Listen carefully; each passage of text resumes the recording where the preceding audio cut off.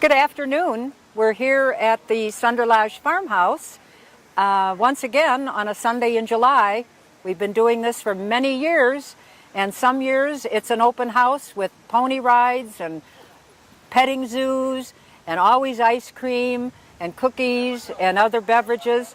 Today we're kind of celebrating Hoffman estates in the 50s and 60s, kind of a historical thing, and it's kind of for the grown-ups today because some of the kids look at the cars and they're kind of like indifferent, but we got parents who are actually explaining the cars to their children and what year they came about and when they left, and that some of these cars no longer exist. In fact, none of these cars exist anymore, only in the hands of people that have saved them and restored them and are kind enough to bring them here today. We can't thank the guys and the women who brought their cars here today in this hot July Sunday. It couldn't be any warmer, but everyone seems to be kind of ignoring the heat and having a good time. So this is the Sunderlage Farm yearly event, which we'll keep on doing probably for many years to come. The house has been dedicated to the Historic Sites Commission, which is I'm a member of. This car here is one of our commission members. He owns this and has for, I guess, 30 or 40 years, I'm not sure. But we'll get Bob on the video and we'll see if he can explain it better than me. My name is Bob Sinosik. I'm here at the Sunderlage Open House. And we have a car show today, and I would like to present my car. It's a 1969 Dodge Dart Swinger. I purchased it around 1980.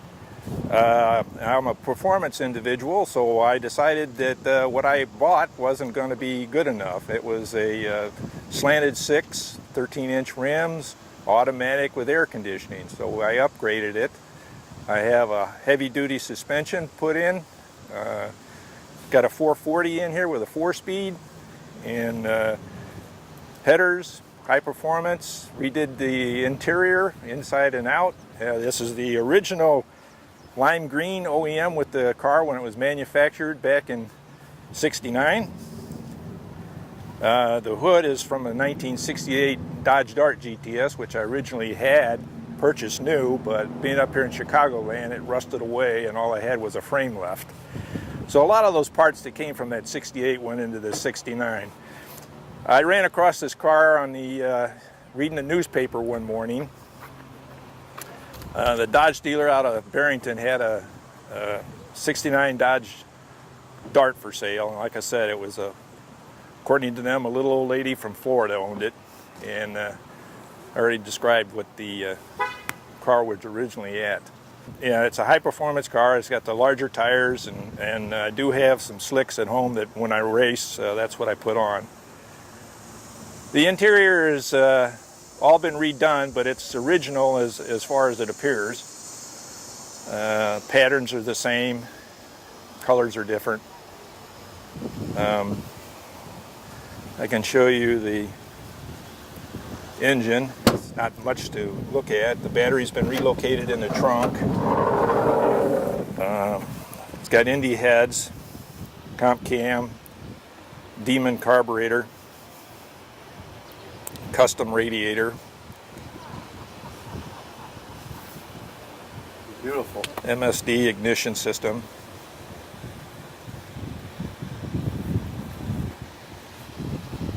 You restored all this yourself? Yeah, I did all the work. I even did the rebuilding of the engine. I had a machinist out of near Rockford, Illinois, who did the machining of the block. But other than that, I did it all myself.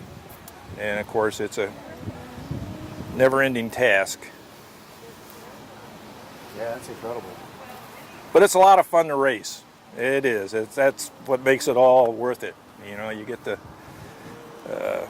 take it to the drag strip and see what you can do with it. You know, and that's, you know, the ultimate goal is to keep improving your times. Today's cars are almost almost impossible to soup up like this. This is old school. And this is what I grew up with, and I became a performance bug back in the 50s. Used to go to the local drag strip there and watch cars race and just caught the bug. So probably keep it up for another 5 or 10 years, and I'm not going to have to call it quits. Pass it on to somebody else, and the exterior is all original. All the dents and paint and what have you are all original. No improvement there whatsoever. That's great. Well, thanks for your time today, Bob. This is Sure. a beautiful car. Well, thank you. Thanks for sharing it with everybody. Well, thanks for having me. Absolutely. What do you guys think of that engine, huh? I'm guessing you go through back tires pretty quickly. I'm Marilyn Lind, and I'm the chairman of the Historic Sites Commission. I have been working on this Historic Sites project for about 35 years, and the farmhouse behind me is the thing that we've been working on, and we're very proud of it, and we're very proud today because we have a different type of program for our open house. Let's take a walk and see what we've got here. Okay. I have no idea what kind of a car this is, I'll present my car. It's a 1969 Dodge Dart Swinger. but it's very pretty and very shiny. It is This is something else. a gentleman here that owns 5 Bentleys, and he brought one of them. That's an aluminum car, by the way. So he was wondering, is there going to be hail today? Because he's scared to death of taking this car out if there was going to be hail. You know what's interesting? When they first got an automobile for the farmhouse, the people who lived here took a load of pigs into Roselle and traded the pigs for an Oldsmobile, probably around 1910, but I don't think we have any 1910 cars in this display. Beautiful car, shouldn't touch it. Here is GTO. a GTO. Oh, how clean. Do you see how clean that is inside? Oh, I wonder what my car looks like, my 16-year-old Taurus. Doesn't look like this at all. Beautiful, beautiful car. It is a beautiful car. Yeah. And here is our old favorite Volkswagen. And we had a Volkswagen long, long time ago. And it was a funny little car because something went out on it somewhere. Well, actually what it was is when you filled the car up with gas, you had to flip this little thing, a lever that had a extra tank or extra gallon of gas, I guess. So when your car started going, like was running out of fuel, you just flip that thing over and then it would pick it up and you could get to a gas station. And one day, coming down Gulf Road, I ran into that problem and my husband had not flipped the lever. So I ran out of gas and had to get out of the car and push it down Gulf Road to Roselle Road to a gas station. And I was not happy. Oh, that's tough. This is a 1969 Volkswagen. Volkswagen we had was older than that. Cute car. So these are the kind of cars that we hoped would illustrate the kind of cars that were available when Hoffman Estates began to develop and people started moving in the 1950s, the latter part of the 1950s and the early part of the 1960s. And this car over here is very interesting because I don't know who owns it, but they came out of Streamwood and I came all the way down here following them all the way here, and I didn't know that they were coming to this place. But isn't that a cute car, and it's all done up? And this is a what? A Plymouth. Yeah. Oh my. This is a Plymouth Special Deluxe. It's something I believe, remember the movie Grease? Okay, and Was this the Grease, one of the cars that they raced? Grease Lightning. The Grease Lightning car. right, and it's a coupe, which you don't see too much of anymore. You always have to have a, I always wondered how on earth do you get in the back seat if you're really tall and big. Yeah, that's a good point. What's this right here? This is a Chevy Corvette. Oh, the Corvette. Yeah, this is a 1962 Corvette. Oh boy. 62.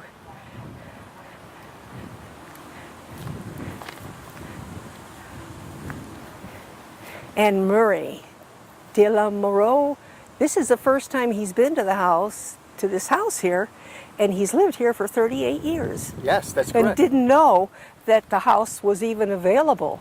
But here he is with his car, and I'm so glad he came today. Are you a Hoffman Estates resident? Yes, we've lived here for 33 years. Well, actually, we've lived in this house 33 years. We've lived in Hoffman for probably 38 years. Nice. And what did you bring here to the car show today? I brought this is my 62 Corvette, which I have owned for 14 years. It's spent its entire life in California, Sacramento to be exact.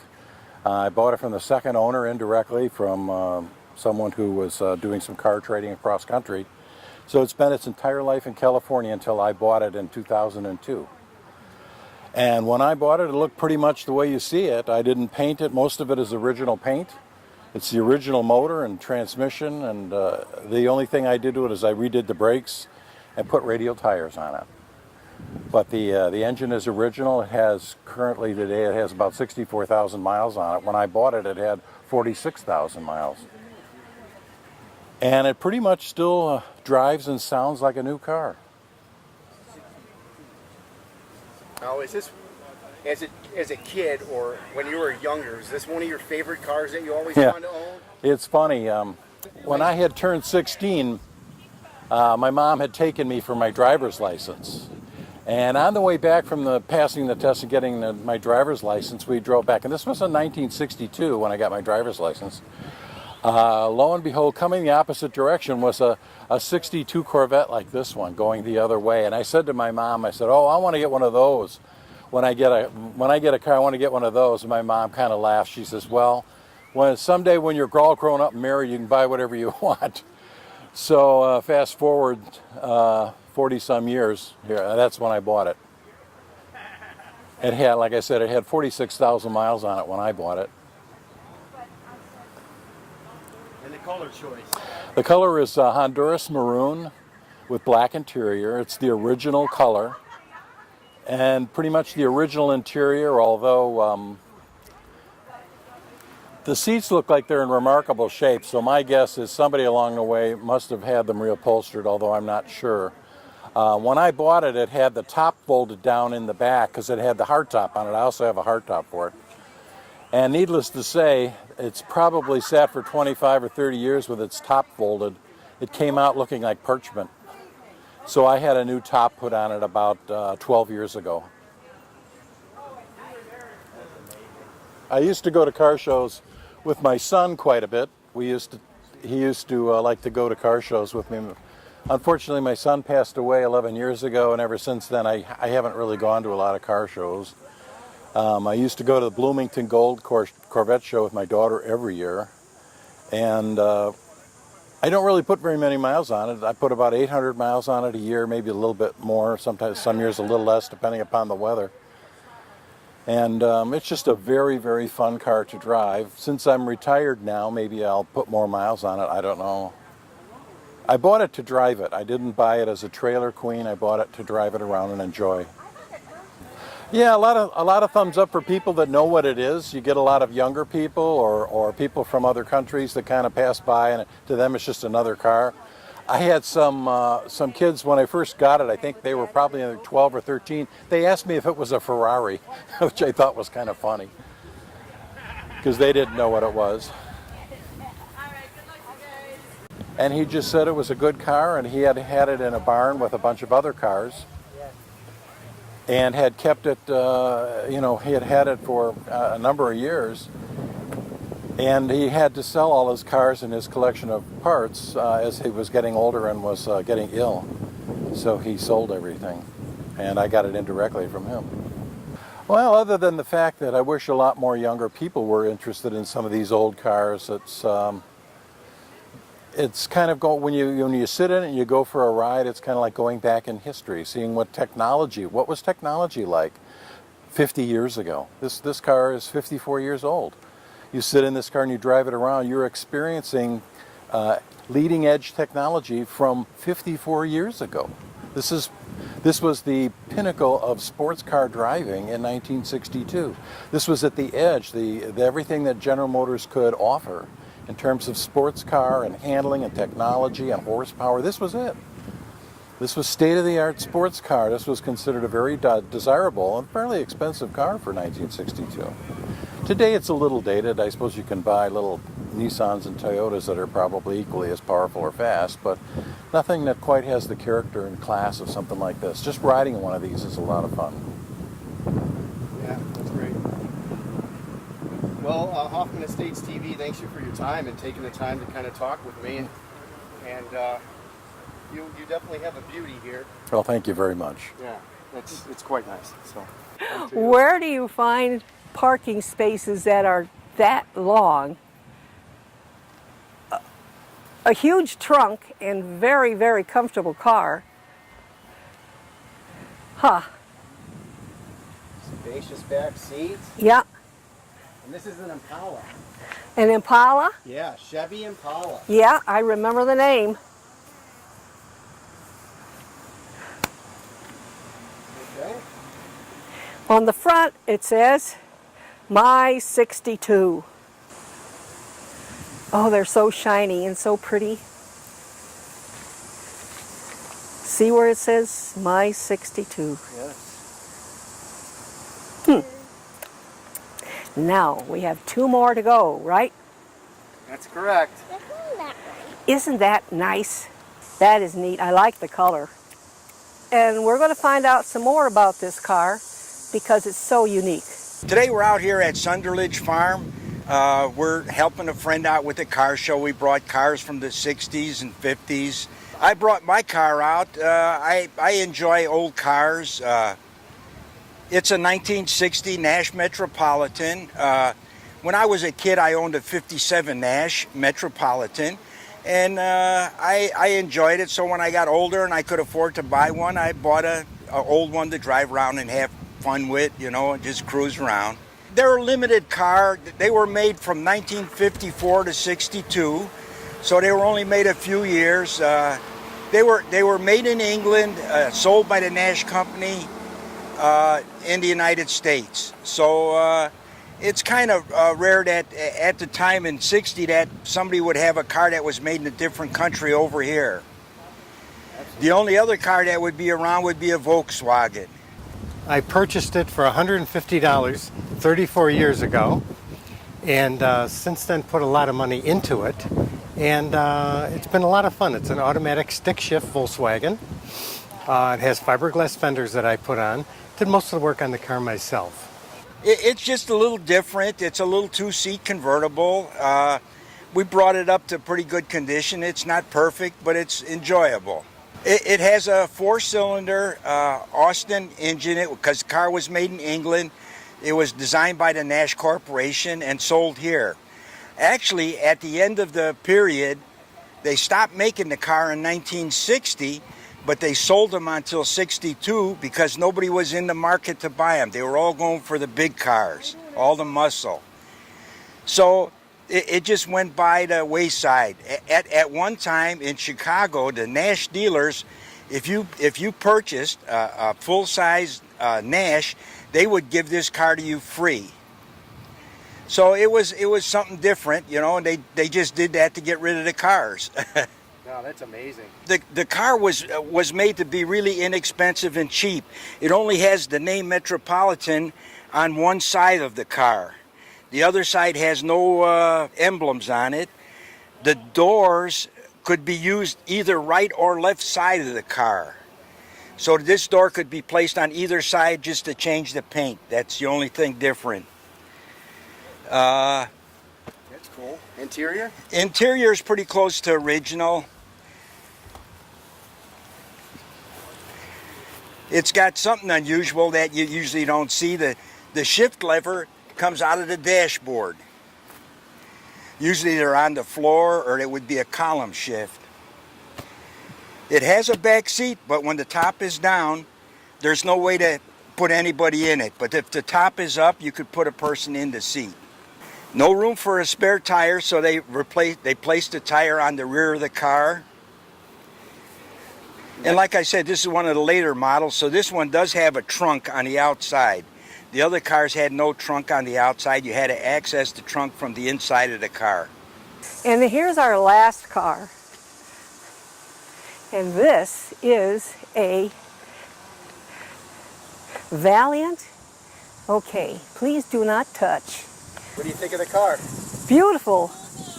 A red car. Really neat.